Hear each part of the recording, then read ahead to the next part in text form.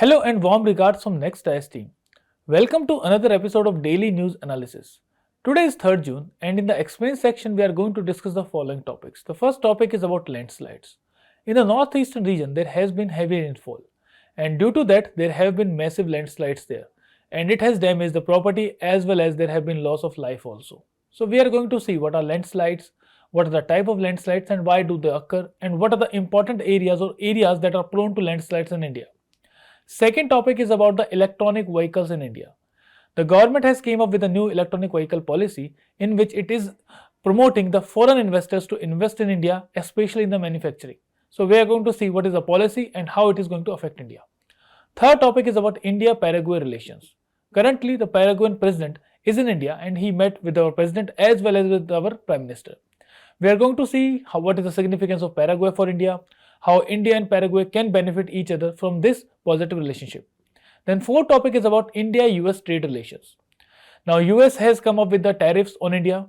Secondly, India and US deal is also being there. That is a trade deal that is being discussed. So Niti Aayog has came up with a new white paper with a new policy statement, the strategy that the India should be adopting with respect to negotiations while dealing with the US. And lastly, in the decoded section, we are going to cover about the future of economic growth in India. The economic growth in India in last year have been, you can say, erratic one. And due to the erratic economic growth, there have been ups and downs in the economy. So the future, how the future economic growth should be there, how we should be pursuing, what strategy we should be pursuing, we are going to see that. So let's start with the first topic, that is the landslides. The first topic in the explain section is about landslides. The backdrop is that Sikkim landslide hits army camp and it killed 3 soldiers. Now this topic is relevant from GS paper 1 in the important geophysical phenomena, that is in the geomorphology section. Secondly, this topic is also relevant from GS paper 3 in the disaster and disaster management topic, that how we are going to deal with the landslides, how we can prevent them, how to deal with if a disaster has occurred. Now what is the definition of a landslide? Landslide is a relatively rapid and perceptible movement of earth material. It is a kind of mass movement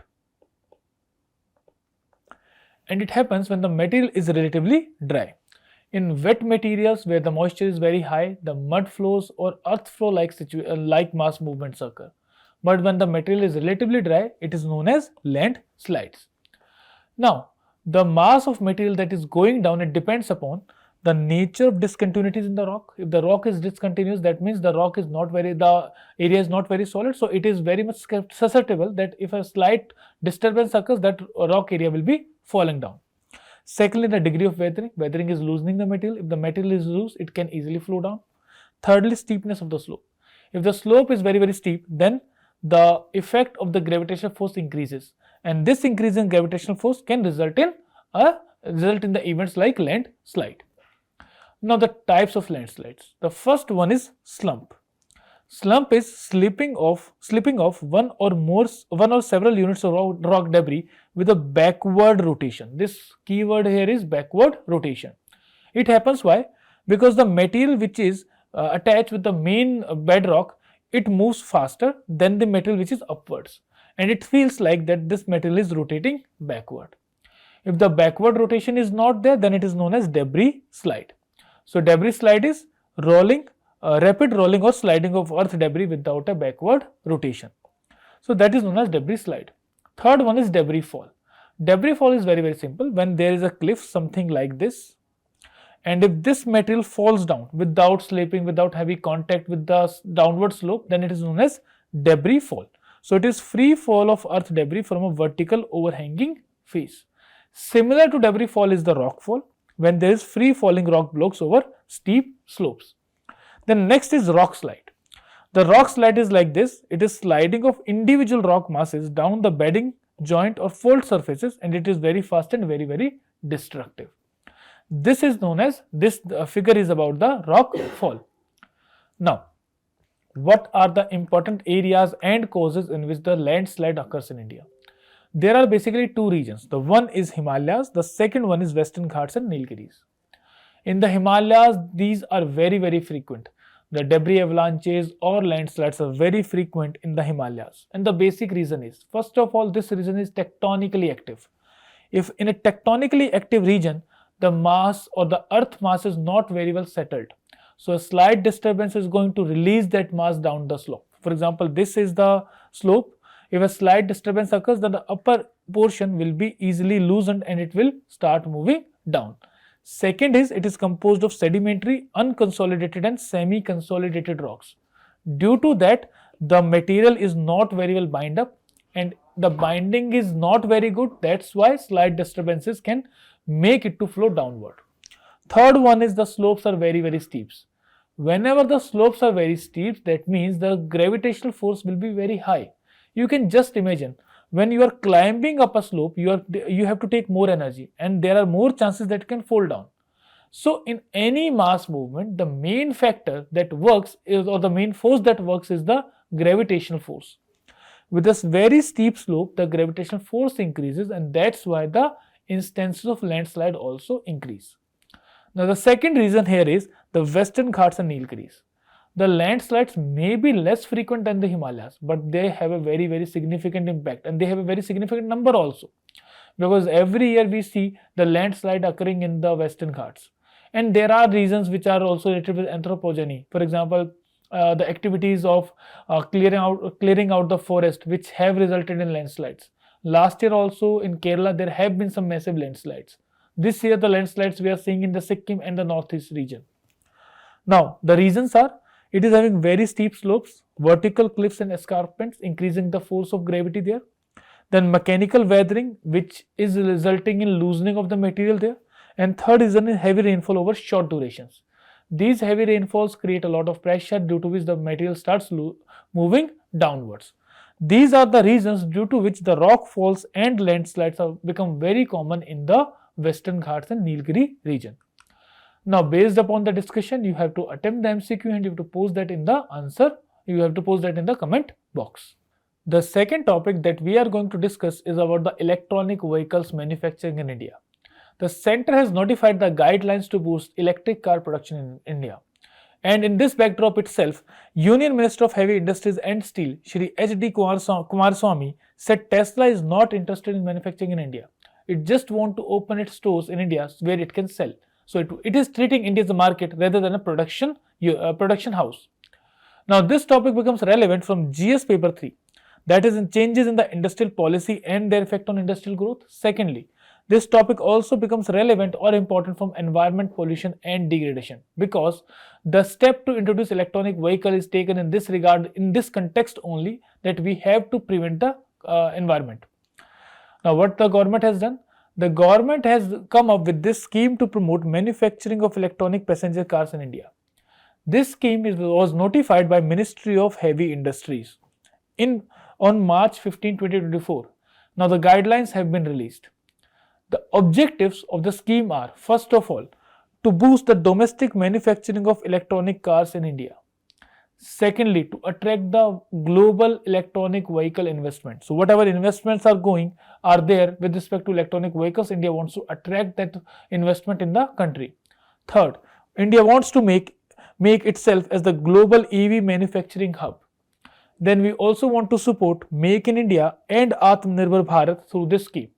And lastly, the broader objective is achieving a net zero to 2070 target.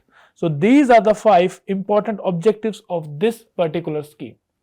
Now to achieve these objectives, what the government has introduced. First of all, the government is going to provide the import duty concession. In this, a 15% custom duty on completely built units will be imposed. That means the custom duty has been decreased now. Usually on the luxury cars, the custom duty is up to 100%. Now this has been reduced to 15%. Second, it applies to EVs with a minimum cost insurance free value of $35,000. Secondly, this scheme will be valid for 5 years from the approval date. Next, the total duty foregone per applicant is kept at 6,484 crore rupees, or the committed investment in the country. You have to say this thing, these benefits will only be given when the particular company wants to invest in India, wants to put a manufacturing plant in India. Then only these benefits under import duty concession will be provided to that particular company. So they can import vehicles in India, but over the next coming 5 years, they have to invest in India also. Then only this scheme will be applicable. Next is the import cap. The total import cap is 8,000 electronic 4 vehicles per year under the concessional duty. So under this 15% custom duty, only 8,000 vehicles can be imported in a year. Next, unused quota can be carried forward to the subsequent years. So if, for example, this scheme is applicable for 5 years, that means total 40,000 vehicles can be imported to India from outside in the next coming 5 years, and the per year quota is 8,000. If you are not able to import 8,000 cars, then you can carry forward the unused quota to the next year. Next, the mandatory production setup. This is very important because on basis of this only these benefits are going to be provided. So it says the company must set up a local manufacturing facility to qualify for the duty compensation, and the minimum investment should be 4,150 crores. So that is the minimum investment that they have to do. That is $500 million should be invested in India in the coming 3 years. Manufacturing operations must commence within 3 years, not more than that. Then domestic value addition targets have also been given. There should be 25% domestic value target in the 3 years and 50% within the 5 years. Then next is assessed. It will be assessed using the SOPs of the PLI Auto scheme. Now next is eligible investment companies. Who will be eligible? So the components that are eligible are the plant, machinery, equipment, utilities and R&D. These are included in as a manufacturing unit. Now what are the excluded parts? Land cost is not eligible here. Building kept at the 10% of the committed investment. That means the value of the building can be maximum to be 10%. Thirdly, charging infrastructure is kept at 5%. So the charging infrastructure can only be at the 5%. So maximum investment has to go for the plant, machinery, equipment, utilities and R&D. The next is there is no upper investment limit. If you want to invest any amount in India, in the manufacturing you can invest any amount. So there is no upper limit for that. And one more important thing is the brownfield investment has been allowed. There are two kinds of investment. One is brownfield, one is greenfield. The greenfield means that you are starting up a new company. Brownfield means that already there is a company in the country and you are acquiring that and then you are developing that. For example, a company can collaborate with Maruti and they can set up a electronic vehicle plant. So this brownfield investment has now been allowed. And it is on the demand of the domestic automobile manufacturers only. They have asked government to allow for the brownfield. So this area becomes very important. Next, existing production unit now eligible under the scheme. And this marks a shift from 2024 policy vision. Earlier it was only for the greenfield. Now it has been allowed for the brownfield as well. The next is bank guarantee requirement. It should be equal or greater to the total duty foregone or 4,150 crore. So there should be some bank guarantee also. Then next, it is valid throughout the scheme duration. The bank guarantee has to be valid throughout the scheme. Lastly, it is issued by a scheduled commercial bank in India. So these are the components of this particular scheme which is promoting the manufacturing in India of the electronic vehicles. Then lastly is the eligibility criteria of the applicants. So the eligibility criteria is simple. Global group revenue for automotive is 10,000 crores and global investment in fixed assets is 30,000 crore rupees. Now if we talk about how has been the India's journey in the EV vehicles. So the total number of EV vehicles registered in the country are 4.4 million. It is 6.6% of the total vehicles that are running in the country. And this has been attributed to the efforts of the government through the FAME scheme, through the PLI scheme, through the PM E-Drive scheme and the GST, the reduced GST on the EV vehicles. So these are the particular schemes or particular efforts by the government due to which we have been able to achieve 4.4 million EV vehicles in the country. 4.4 million simply means 44 lakhs EV vehicles in the country are currently running, and it is 6.6% of the total vehicles that are running in the country. Now, a total of 19.5 lakh vehicles were sold in country during the calendar year of 2024. Last year, 19.5 lakh vehicles were sold. And last year, if we see, it was 7.44% of the total vehicles sold. So last year, we have also seen an increase in the demand of the EV vehicles with respect to the overall vehicles sold in the country. And this data has been taken from e-Vahan portal of the Ministry of Road Transport and Highways. Now, last one is the faster adoption and manufacturing hybrid and electronic vehicles, popularly known as FAME scheme. The FAME scheme, there has been two phases yet. After the first phase, the second phase was launched on the 1st April 2019, and it was valid for a period of 5 years. So that means last year this phase has ended, and it provided a total support of 11,500 crore rupees. The scheme incentivized EV2 vehicles, three wheels and four-wheel vehicles. Also, e-buses and e-public charging stations were also included here. Under this scheme, the total vehicles that were registered was 16,14,737 vehicles. Now, based upon the discussion, you have to attempt the MCQ and you have to post your answers in the comment box. The third topic is about India-Paraguay relations. India and Paraguay vows to boost ties united against the terror. Prime Minister said this thing. Now, this is in the backdrop that Paraguay's president is on visit to India. This topic becomes relevant from GS paper 2, that is in the international relations and India's relation with the other nations. Now, something about the news. Prime Minister Narendra Modi and President Pena have vowed to strengthen bilateral relations with strong emphasis on trade, trust and cooperation. Both leaders affirmed a united stand against terrorism, cybercrime, drug trafficking and organized crime.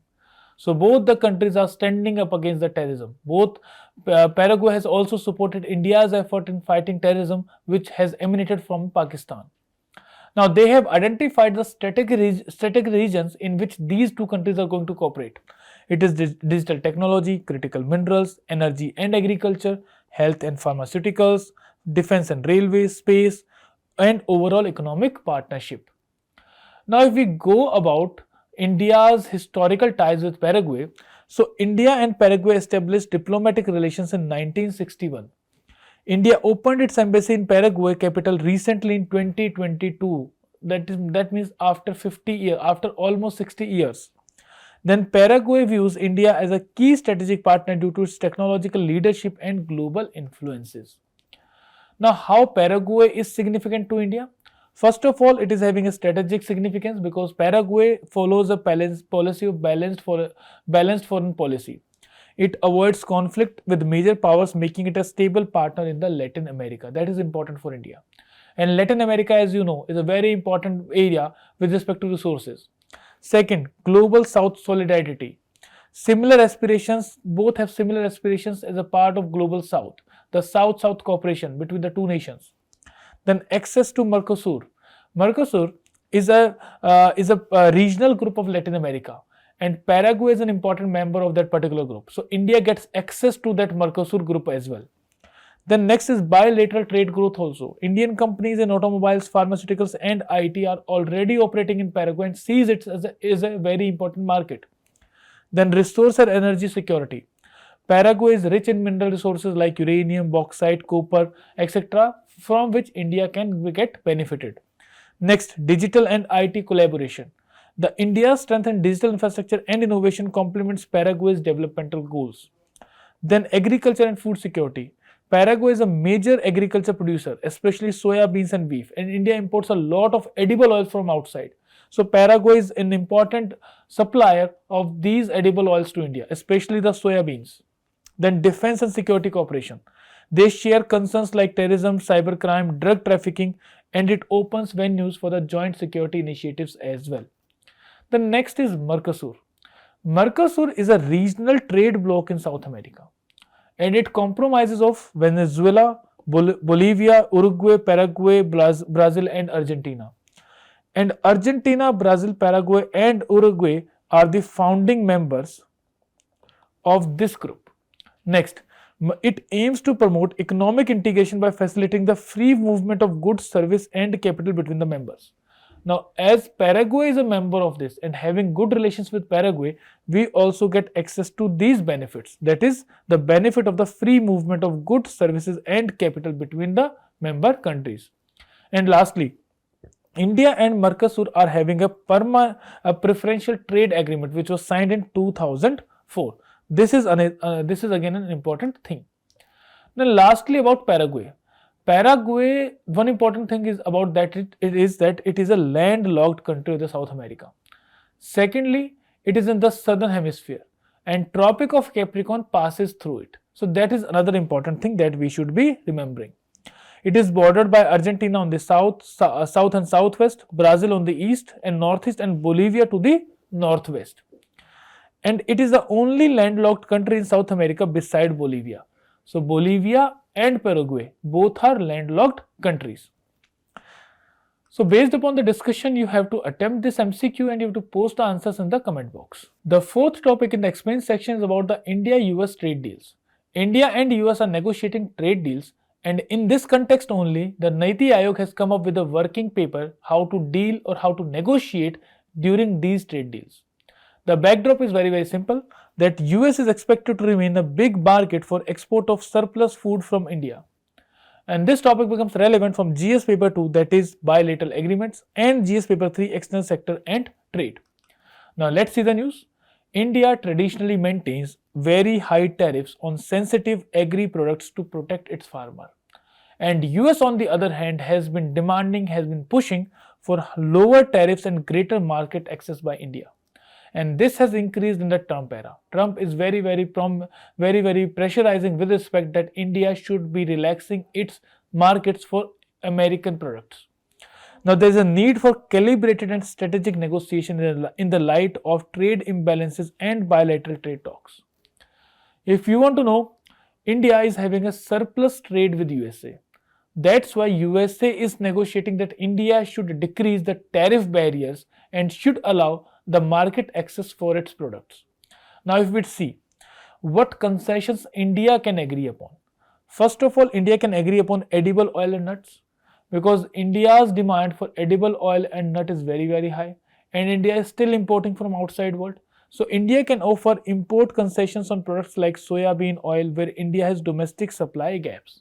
Secondly, India is the largest importer of edible oil globally. So India can actually use this to calm down USA as well as to get benefit out of it.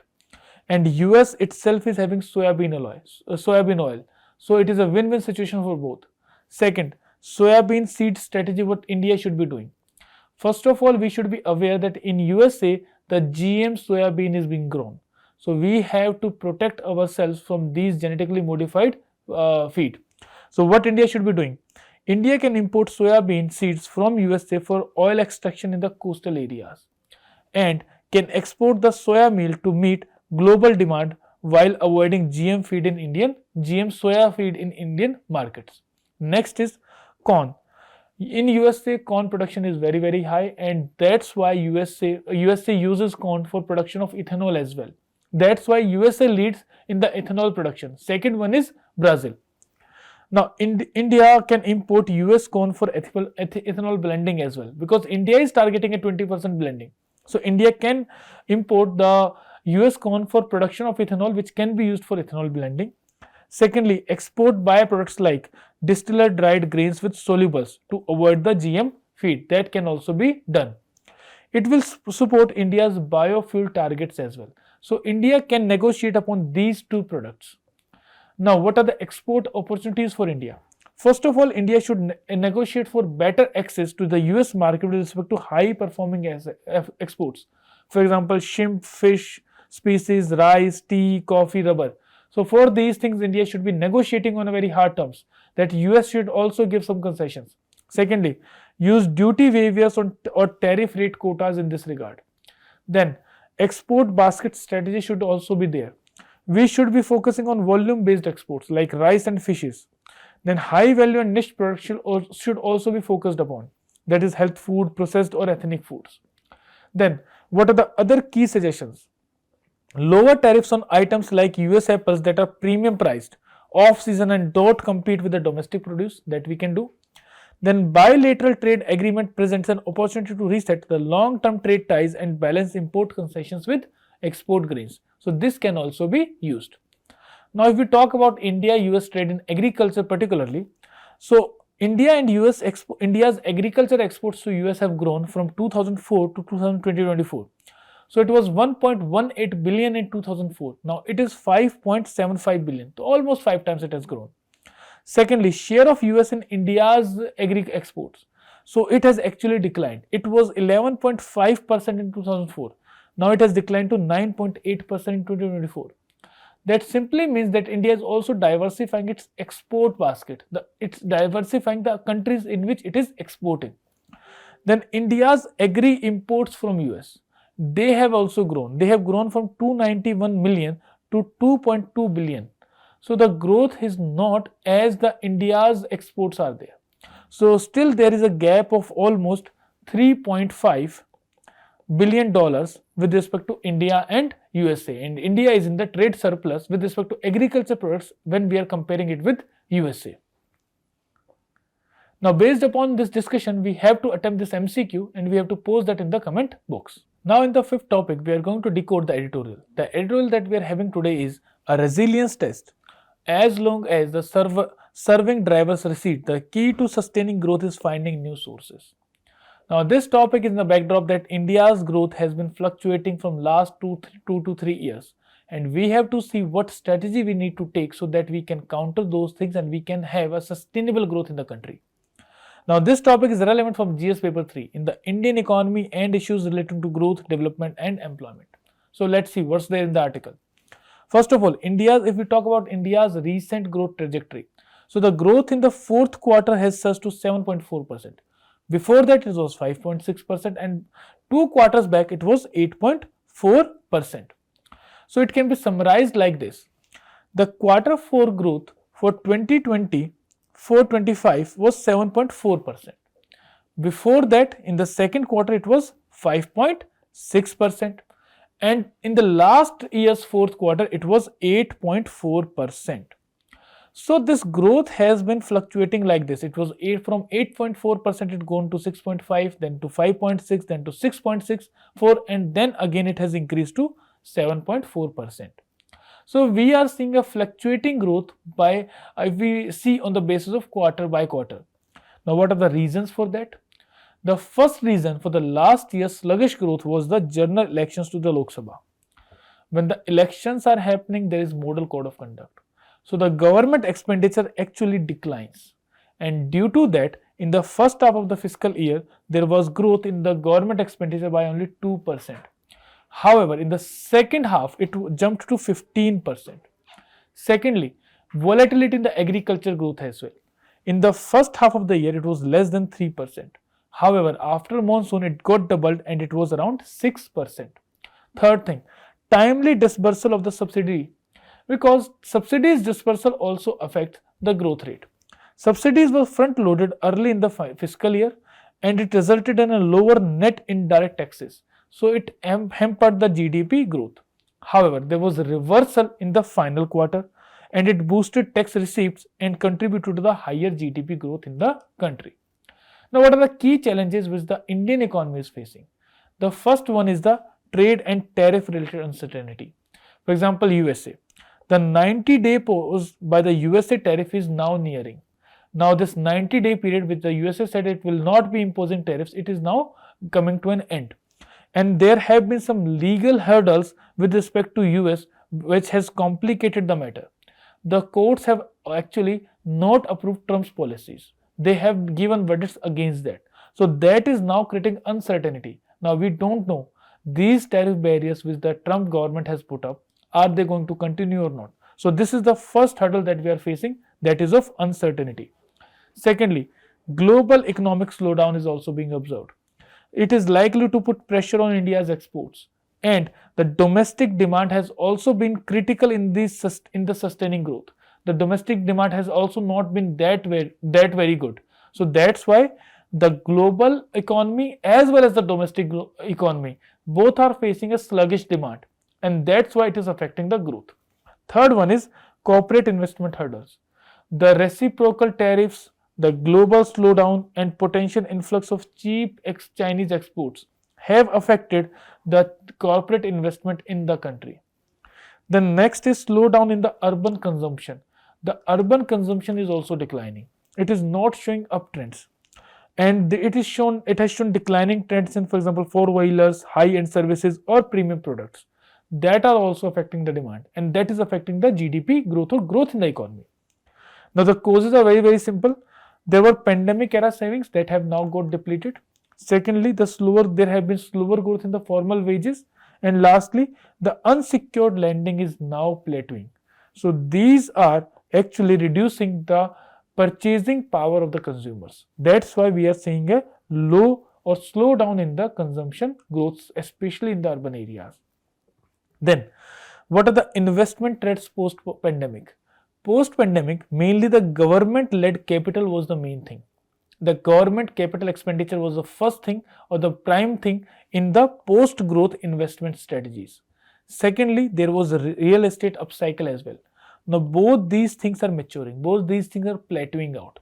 That's why it appears that they both have peaked and limiting their ability to further drive the growth. So, we need more investment in the economy from new avenues, especially from the corporate world. Then what strategies we can focus upon?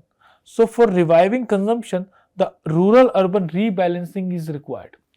The urban slowdown needs to be offset by strong rural demand. And this year we are having a positive monsoon. So it is expected that the rural demand is going to increase. So expectations of good monsoon, then increase in Manrega uptake is also being discussed. Even yesterday we have discussed that the Ministry of Rural Development is vouching for a 12% increase in the Manrega funds. So this is also going to help in increasing the rural consumption. Then the sale of tractors is a positive thing, that it shows that there has been upsurge in the rural demand. And lastly, growth in FMCG consumption is also going to help us in improving the rural demand. So this improvement in the rural demand is going to offset the urban slowdown. Then the catalyst for domestic demand will be, first of all, the interest rate. The Monetary Policy Committee is now in talks that it is going to reduce the interest rate for the third consecutive time. Then there are income tax reliefs also. The income tax gaps have also been increased.